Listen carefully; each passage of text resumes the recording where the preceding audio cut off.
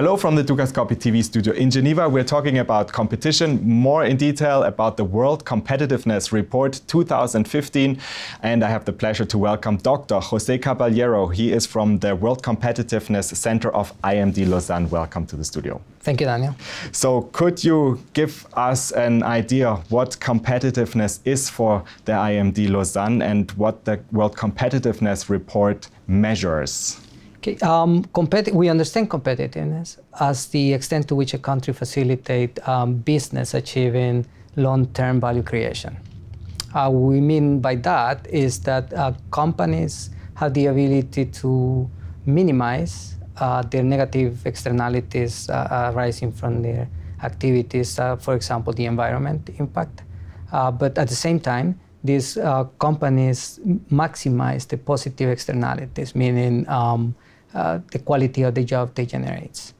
In terms of what we study in the yearbook, we focus on 4 factors, which are, in a way, there is a chain among these factors. So, for example, we start with government efficiency, meaning regulation, how well they regulate the economy, and we move on to the infrastructure.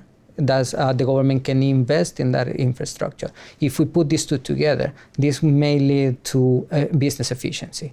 Once you have the business efficiency in place, we have economic performance, which in the end leads to sustainable value creation. Okay, and so this means that you are evaluating each year on a global scale, countries by their competitiveness, and you measure each of the factors, and you even have sub-factors that at the end come out to one measurement, how you measure how competitive That's correct. We employ about over 300 criteria or indicators. We group those, or we aggregate those 300 criteria into 20 sub-factors that lead to the 4 factors I mentioned before.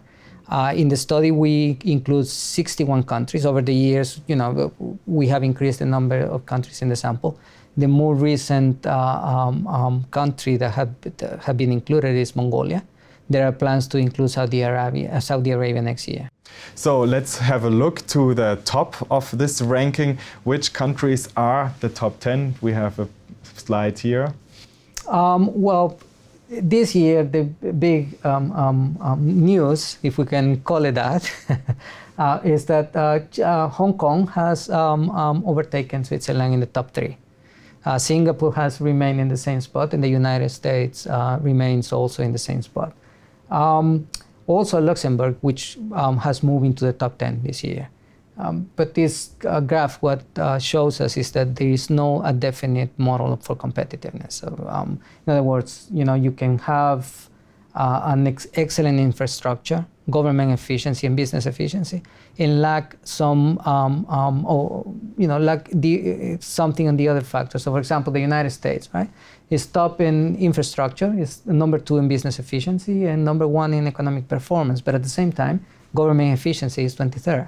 And if we look to the countries that have been particularly climbing up by a high number, that are like winners, which country would you refer to? I start by mentioning Lithuania, for example. Lithuania has performed particularly well in terms of government efficiency and infrastructure. And there has been some improvement also in the business efficiency area, although the economic performance of the country has been lagging a little bit. We can also talk about Luxembourg. Luxembourg has improved the economic performance and the business efficiency. I mean, we can look at the top, Luxembourg as the top of the list in international trade and number 3 in terms of international investment. And so just to ask, so all the 4 factors, the economic performance, government efficiency, business efficiency, infrastructure, they all weigh the same. They're all equal? They do. We aggregate indicators in equally weight into the 20 factors we mentioned, and then those are aggregated into the 4 main factors which lead to the overall rank. And which country, for example, has particularly fallen back? I mean, we can mention Latvia, for example, that declined 8 places this year. We can see in the background how low has ranked in almost all the subfactors except for prices. There is no given explanation here. It might be the result of governmental efficiency leading to maybe some detriment of business efficiency, which is reflected again in the economic performance of the country. And of course, we are doing our interview here in Switzerland, in Geneva. And Geneva, you already mentioned, Switzerland has been fallen back a little bit. Why is that? It's not bad news. It's not panicking news. I mean, if we look at the overall competitiveness scores of Switzerland, the decline is about 0.5 point, which in reality is not statistically significant. What has happened is that other countries, more specifically Hong Kong, performed better this year. In terms of what the reasons behind the Switzerland's drop, I need to mention that we conduct part of our criteria, or our indicators, originating survey data, which we run during the month of February and March. So this year, we captured the executive opinions right after the Swiss franc appreciation.